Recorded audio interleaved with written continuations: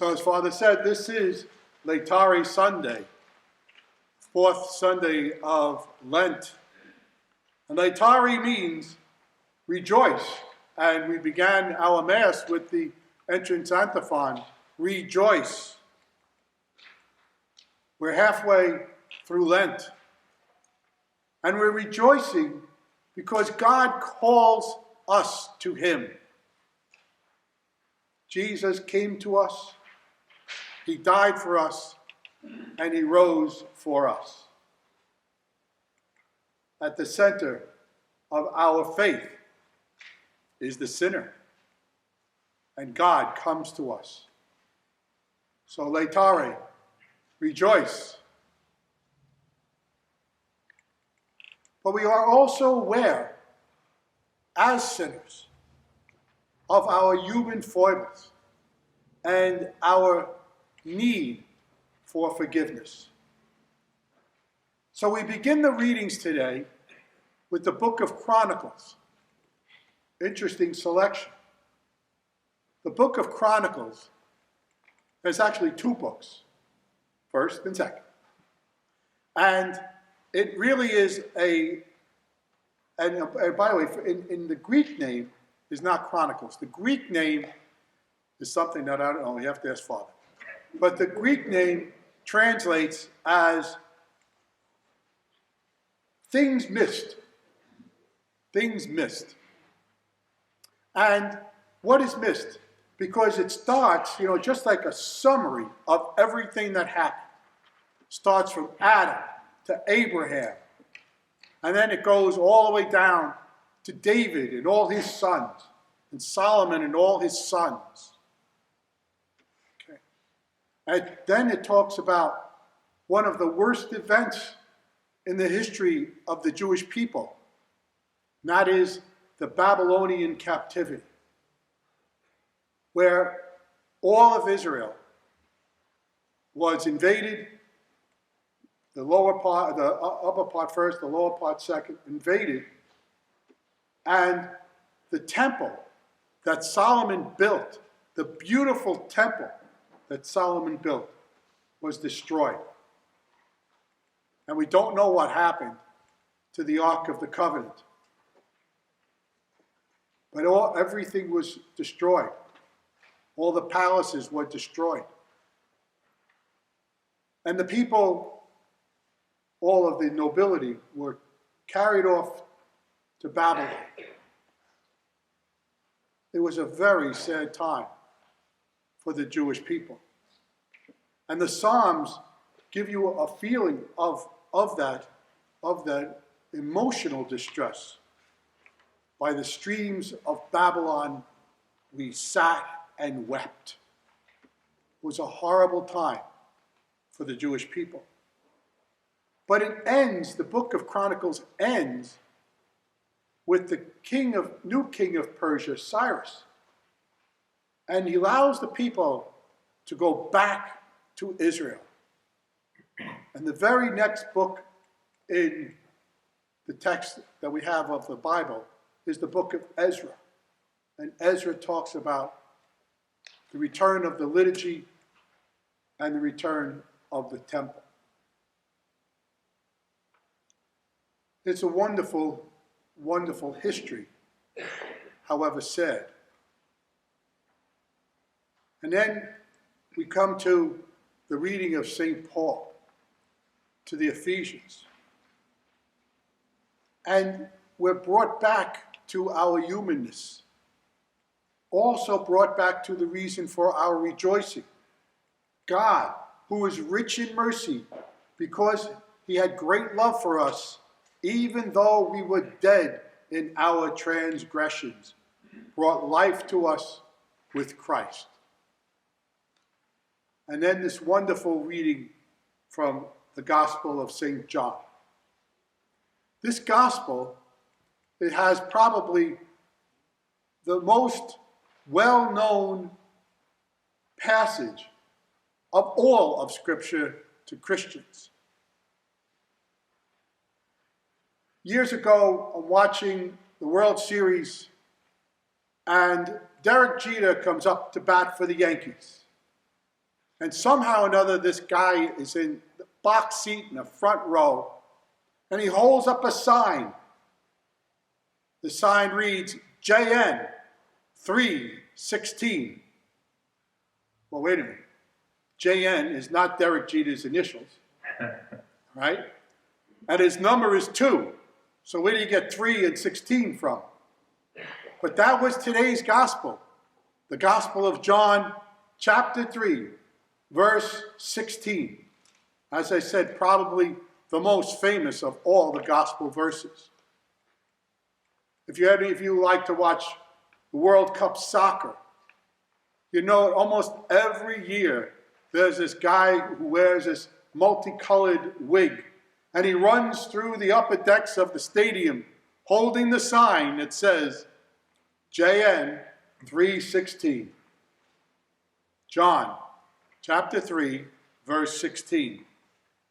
For God so loved the world that he gave his only Son, so that everyone who believes in him might not perish, but might have eternal life. No matter what you have an impression of God from the Old Testament, read this. For God so loved the world that he gave. That he gave. And that's the God that we are given the description of today. And the gift that he gives us is his Son. Parents, what kind of love would you have for someone that you would give your child? That's the kind of love that God has for us, to give Jesus to us. And so we're aware of this great love that God has for us. But what is the love? And what is love? Pope Benedict said that this is the word that the current day, modern day world is relative. Yet it's not true. Love is not conditional. Love is a mixture of compassion and giving. Let me give you a story that I heard today, I read today. I think it's a great story. A man, elderly man, lost his wife. And a young boy who lived next door went to visit him. And he saw that the man was crying. So he went in and just sat next to him. Later that day, the boy's mother said, "What did you say to our neighbor?" And he said, "Nothing. I just helped him cry." Compassion, to suffer with, a very important part of what love is.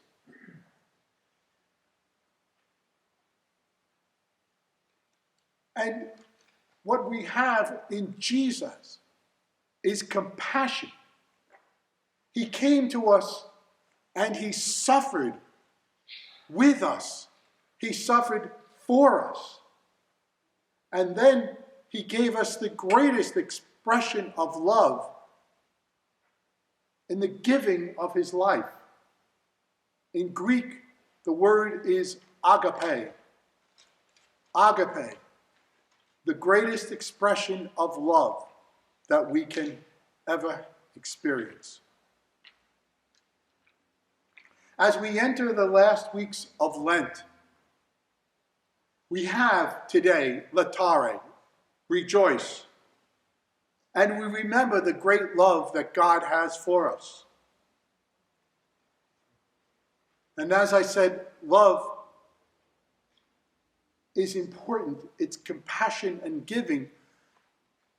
The most important part is a two-way movement. It's not just God bestowing love on us. We need to give back. It's a two-way movement. The love that the Father has for the Son, the love that the Son has for the Father, and the love that God has for us needs to be expressed in the love we have for God. How do we express that? What's our response? Well, Jesus gave us that the last day of the Last Supper. And he says to us, love others as I have loved you. That's our model. The greatest example that I could give is what I see in parents. In the love that parents show for their children. The suffering that they go through. And yet they'll do it over and over again. The compassion that they have. I'm sure you all have other examples. The love that people give for the benefit of other people. The love that our pastor has for his people. The suffering. The love that brother and sister would have. This love we see in the love that someone might have for his community, with the firefighters and the ambulance drivers and ambulance workers, with teachers,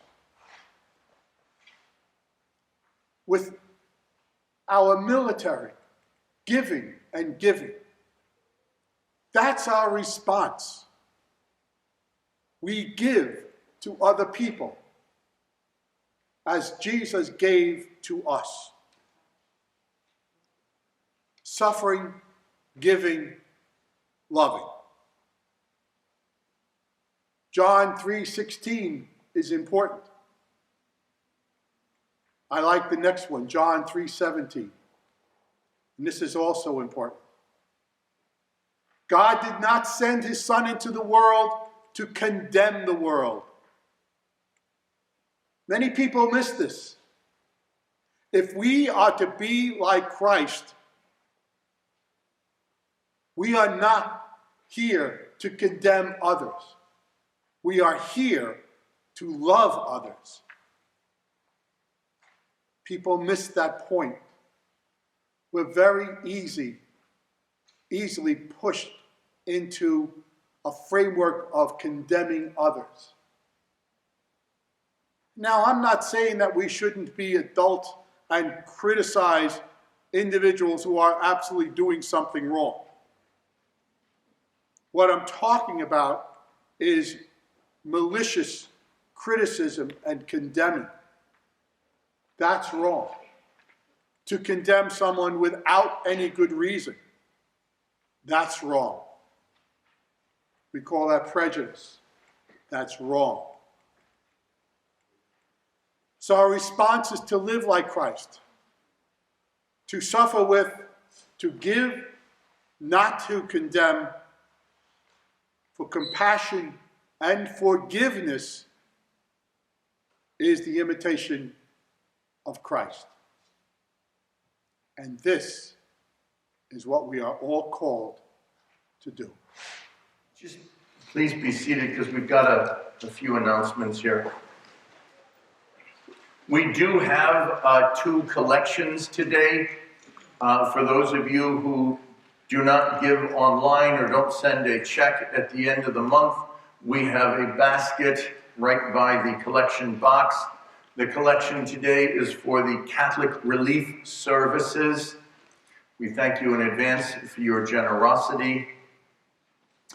March fundraiser. Today is the last day to order your Irish soda bread or your cookie decorating kits or those delightful little, actually they're pretty big, the chocolate bombs. We have order forms at the door. As I mentioned, we lost, Palm Sunday. Palm Sunday is our busiest Mass or Sunday of the year. And so we are going to have Mass in the church, and we're going to broadcast it here in the gym. That means we are going to need twice as many volunteers, maybe even 3 times as many volunteers as we usually need. We're going to need extra Eucharistic ministers because we're going to be distributing communion in the church and distributing communion here in the gym. On Palm Sunday, you need an extra lector, so we're going to need more lectors. We are definitely going to need ushers and volunteers, because when you came in today, you signed and then you just sat down. And some people moved a chair from this side to that side so the family could move together, or maybe you moved a chair away from a group so you could be 6 feet. You can't do that in the church. The pews are back in the church. And one pew could hold a family of 5 or even 6. But if someone comes in and they're alone, they can sit on one side of that pew. You can put another single person on the other end of that pew, but you cannot put 2 people, because then you don't have that 6-foot distance. So we need people at every Mass to help make this happen. Because this is going to be such a crowded Mass, I'm asking people to volunteer at 2 Masses. The good thing about this is if you volunteer at a Mass other than your normal Mass, we will guarantee you a seat. By the way, this is only if you volunteer soon. But we will guarantee you a seat in the church. On Palm Sunday, I cannot guarantee that everyone will have a seat. That's why I've been asking people for a couple of weeks now to make sure you sign up for Palm Sunday Mass. If you normally come in and just sign your name, you will probably be here in the gym enjoying a broadcast version of the Mass. But if you sign up to volunteer, then we will guarantee you a seat. The sign-ups for Palm Sunday start the Sunday before. So you cannot sign up for Palm Sunday now. And don't say, "Oh, Father, I'm a friend of yours. You can sign me up now." It's already happened twice. And you know what I said? No. So again, the only way we can do this is if we have a lot of volunteers. So if you're a Eucharistic minister or a lector, you know what to sign up for. If you are not, we're going to need people to take up collection, because we are going to actually take up a collection. We're going to need people to sign people in, and we're going to need people to walk them to their pews. So lots of people, please consider coming to 2 Masses and volunteering at one of them. And again, we ask you to please pray for the repose of the souls of Patricia Henshaw, Mcneil, and Dennis Walsh. Again, Neil Mcneil's wake Monday and Tuesday at Smith Seaman Quackenbush, and the funeral will be here at 10 a.m. on Wednesday morning.